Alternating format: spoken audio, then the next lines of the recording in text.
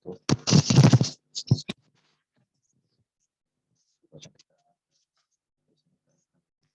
sedang tugas besar saya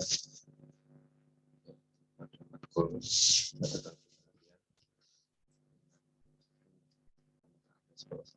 kesehatan kerja pada area laboratorium kimia PT Kesehatan Selalu Kabupaten Kudus.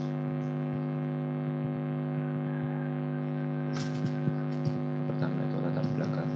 Yang latar belakangnya itu pembangunan nasional dewasa saat ini berjalan seiring dengan perkembangan teknologi dan industri yang pesat dan mewujudkan era globalisasi ditandai dengan banyaknya sektor industri yang bermunculan, baik industri besar maupun kecil. Di Indonesia sendiri merupakan salah satu negara berkembang yang menghadapi perkembangan pesatnya era globalisasi di sektor industri yang menyerap banyak tenaga kerja, sehingga aspek keselamatan dan kesehatan kerja dalam proses produksi perusahaan harus diperhatikan. Kecelakaan dan bahaya yang dialami pekerja masih menjadi masalah besar di dunia kerja. Beberapa situasi dan kondisi pekerjaan, baik tata letak tempat kerja maupun material-material yang digunakan, mengakibatkan resiko yang lebih tinggi terhadap keselamatan dan kesehatan kerja. Taraka menyebutkan bahwa dengan memahami karakteristik lingkungan kerja, alat-alat kerja, bahan yang digunakan, dan kemungkinan reaksi tubuh, resiko buruk pada kesehatan dapat diminimalkan. Berdasarkan hasil pengamatan studi pendahuluan yang dilakukan peneliti di Laboratorium Kimia PT Selalu Kabupaten Kudus, diperoleh informasi bahwa laboratorium tersebut memiliki berbagai potensi bahaya yang dapat menimbulkan kecelakaan kerja dan penyakit akibat kerja. Bahaya yang paling menonjol di laboratorium tersebut adalah bahaya kimia yang berasal dari bahan-bahan kimia yang digunakan sebagai pereaksian untuk analisa. Ditemukan juga banyak pekerja yang kurang disiplin dan tidak menggunakan alat pelindung diri yang memadai. Bahaya lainnya yang ditemukan di laboratorium kimia adalah bahaya mekanik seperti adanya peralatan dari kaca yang jika tidak hati-hati dapat terjatuh atau pecah dan dapat melukai pekerja seperti tergores maupun luka tersayat. Untuk masalah pada tugas besar kali ini itu berdasarkan dari uraian latar belakang dapat dirumuskan, yaitu bagaimana pemetaan risiko keselamatan dan kesehatan kerja di laboratorium PT Selalu Kabupaten Kudus. Untuk tujuan penelitian ada tujuan umum. Tujuan dari penelitian ini adalah memetakan bahaya keselamatan dan kesehatan kerja sebagai salah satu pengendalian bahaya di laboratorium kimia PT Selalu Kabupaten Kudus.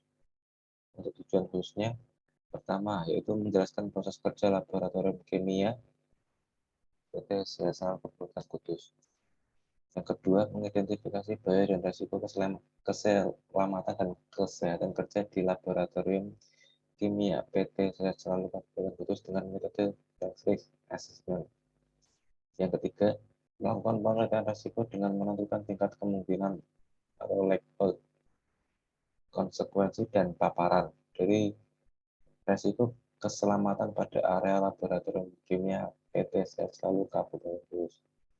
Yang keempat, melakukan evaluasi risiko pada area laboratorium kimia PT Selalu Kabupaten Kudus. Selanjutnya yaitu manfaat penelitian. Manfaat yang pertama ada manfaat teoritis. Secara teoritis penelitian ini diharapkan mampu memberikan hasil ilmu pengetahuan di bidang kesehatan dan keselamatan kerja mengenai pemetaan risiko di laboratorium kimia perusahaan. Kemudian untuk manfaat praktis, penelitian mengembangkan kemampuan dan keterampilan peneliti dalam memetakan risiko keselamatan dan kesehatan kerja, khususnya pada pemetaan risiko yang ada di tempat kerja.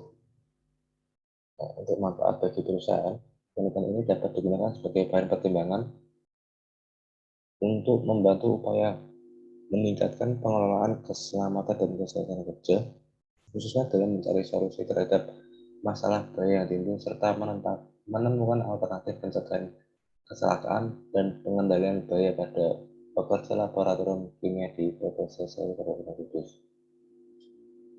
Artinya yaitu ada manfaat bagi Fakultas Kesehatan Masyarakat. Hasil penelitian ini dapat menambah referensi kepustakaan di bidang keselamatan dan kesehatan kerja dan dapat menjadi sumber informasi bagi pihak yang membutuhkan untuk melakukan penelitian lebih lanjut. Kedua, bahaya laboratorium sendiri memiliki arti tempat atau kamar tertentu yang dilengkapi dengan peralatan untuk mengadakan percobaan. Sedangkan menurut standar laboratorium merupakan tempat kerja berlangsungnya aktivitas penanganan bahan kimia dan penggunaan bahan kimia dan kuantitas relatif kecil pada aktivitas yang bersifat lalu produksi. Di dalam laboratorium sendiri terdapat bahan-bahan kimia di laboratorium. Di antaranya ada seperti bahan kimia yang beracun, yaitu yang dapat menyebabkan bahaya terhadap kesehatan manusia atau menyebabkan kematian apabila terpapar ke dalam tubuh karena tertelan, terhirup, atau kontak lewat kulit. Bahan kimia korosif atau iritan, yaitu dapat menyebabkan kerusakan apabila kontak dengan jaringan tubuh seperti kulit, mata, dan seluruh pernafasan yang menyebabkan luka, peradangan, iritasi, dan sensitisasi. Artinya ada bahan kimia mudah tersebar, yaitu bereaksi dengan oksigen dan dapat menimbulkan kebakaran. Contohnya itu alkohol, metanol, dan benzena. Soalnya ada bahan kimia yang mudah meledak, yaitu zat padatan atau cairan atau campuran keduanya yang karena suatu reaksi kimia dapat menghasilkan gas dalam jumlah dan tekanan yang besar serta suhu yang tinggi.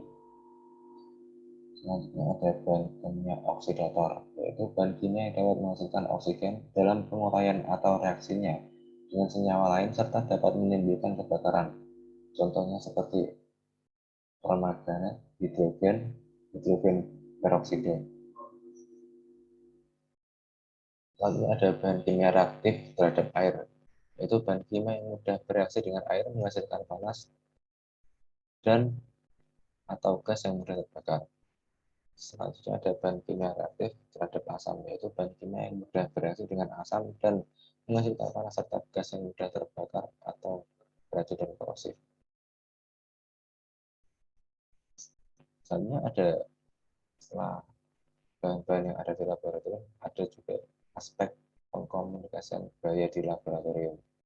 Informasi mengenai data substansi bahaya kimia yang bersifat toksik, flammable, dan lain-lain bisa didapatkan melalui pelabelan bahan kimia, lembar data keselamatan bahan kimia atau MSDS, sistem klasifikasi bahaya BHS Global Harmonic System.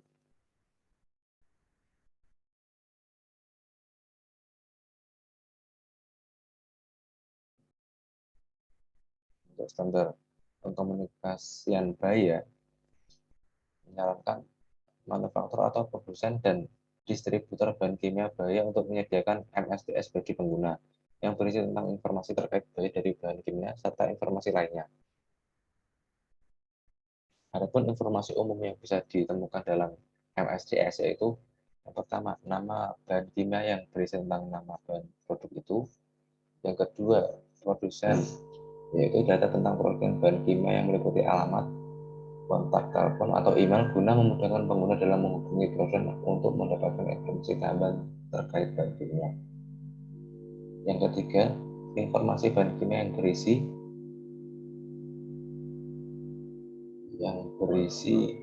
tentang kode bahan kimia, nama lain dari bahan kimia tersebut dan komposisinya. Selanjutnya ada karakteristik fisik dan kimia yang berisi tentang bentuk, warna, berat molekul, titik didih, titik lebur, dan sebagainya.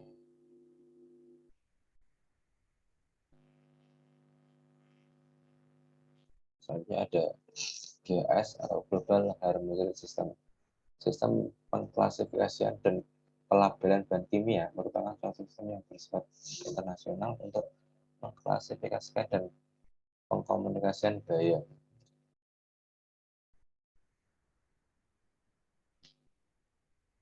BAS mengkomunikasikan informasi kesehatan serta keselamatan yang terdapat pada label, dan MSDS berdasarkan sifat fisiknya,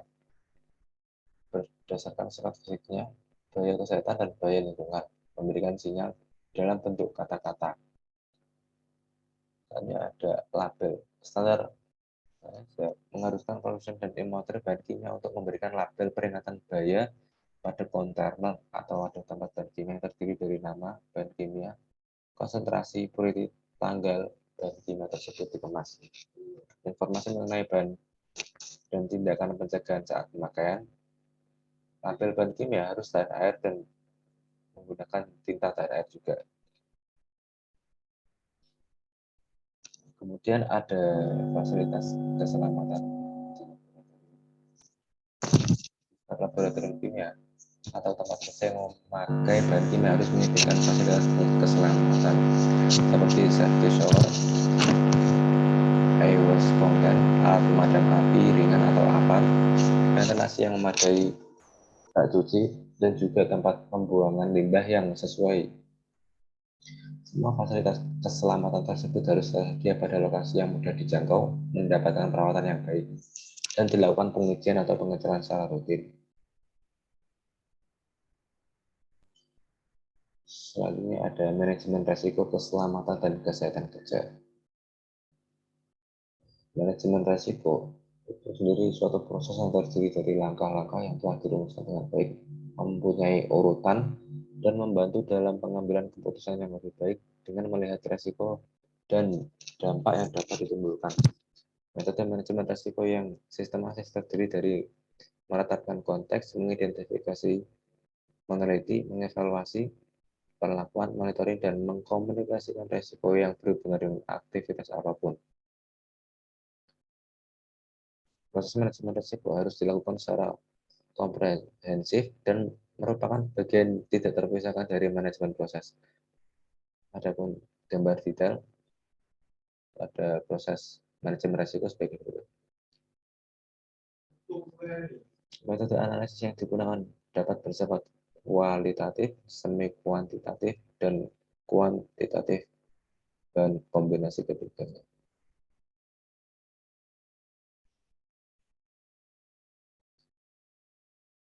Selanjutnya ada penelitian risiko dengan analisis kualitatif. Analisis kualitatif menggunakan bahan bentuk kata atau skala deskriptif untuk menjelaskan seberapa besar potensi risiko yang akan diukur. Hasilnya dapat termasuk dalam kategori risiko rendah, risiko sedang, dan risiko tinggi.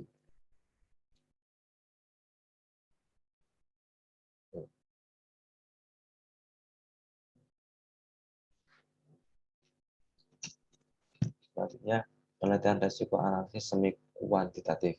Pada analisis semi kuantitatif, penelitian numerik diberikan kepada tingkat legal dan konsekuensi berdasarkan penelitian subjek. Nilai tersebut tidak mencerminkan secara tepat ukuran relatif dan penilaian deskriptif. Analisis semi kuantitatif harus dilakukan dengan hati-hati karena dapat menghasilkan penilaian yang membingungkan.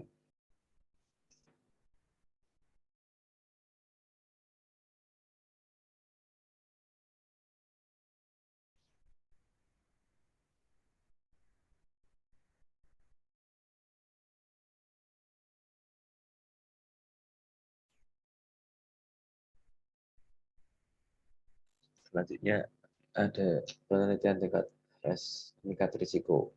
Penelitian tingkat risiko dilakukan setelah ketiga komponen risiko telah ditentukan besarnya. Untuk menentukan tingkat risiko, maka risiko tersebut berdasarkan rumus sebagai berikut. Level of risk sama dengan konsekuensi kali level kali exposure. Dari perhitungan level of risk di atas kemudian dikelompokkan sesuai dengan kriteria tingkat risiko.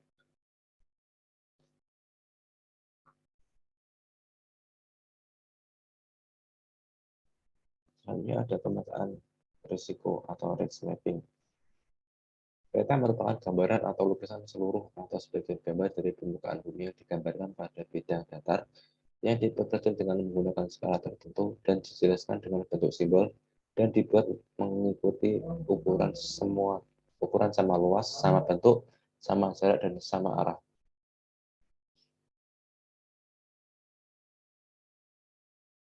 Pemetaan merupakan suatu proses pengukuran, penghitungan, dan penggambaran dengan menggunakan cara atau metode tertentu hingga didapatkan hasil berupa soft copy maupun hard copy.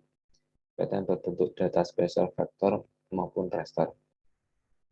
Pemetaan juga dapat diartikan sebagai proses pembuat teori peta.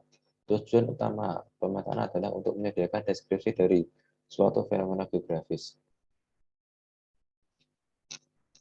Proses pemetaan. Secara umum, proses pembuatan peta meliputi beberapa tahapan dari pencairan dan pengumpulan data hingga sebuah peta dapat digunakan.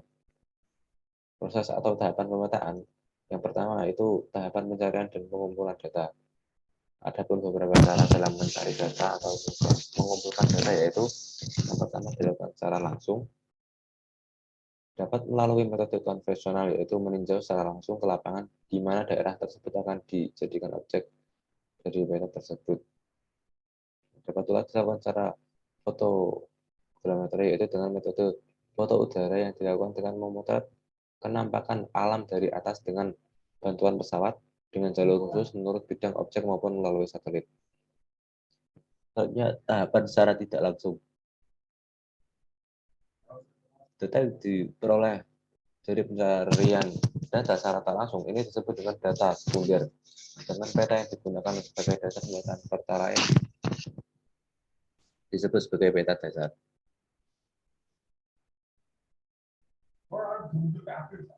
Selanjutnya ada tahapan pengolah data. Data yang telah dikumpulkan merupakan data spesial yang tersebar dalam ruangan. Data yang telah diperoleh tersebut kemudian dikelompokkan, misalnya data kualitatif dan data kuantitatif. Kemudian data kuantitatif lakukan perhitungan yang lebih rinci. Langkah selanjutnya yaitu pembuatan simbol atau simbolisasi terhadap data-data yang ada. Selanjutnya ada tahapan penyajian dan penggambaran data. Tahapan ini merupakan tahap pembuatan peta dari data yang telah diolah dengan dilukiskan pada media. Dalam tahap ini dapat digunakan secara manual dengan menggunakan alat-alat fungsional. Akan lebih baik jika digunakan teknik digital melalui komputer. Aplikasi yang dapat digunakan untuk buat peta yang mendukung misalnya seperti ARCGIS, ARCView, ARCinfo, AutoCAD, Map, MapInfo, dan software lain. Selanjutnya ada tahap penggunaan data. Tahapan ini sangatlah penting dalam pembuatan sebuah peta karena dalam tahap ini menentukan baik atau tidaknya sebuah peta.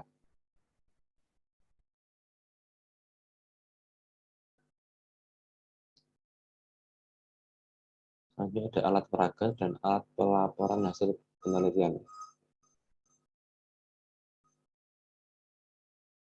Begitu pula dengan peta risiko yang dibuat untuk mengetahui keadaan risiko yang terjadi di suatu tempat.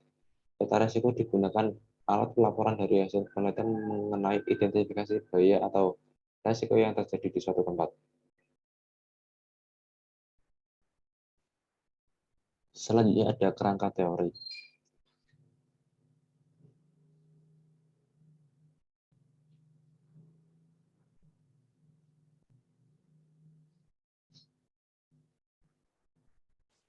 Selanjutnya ada mapping.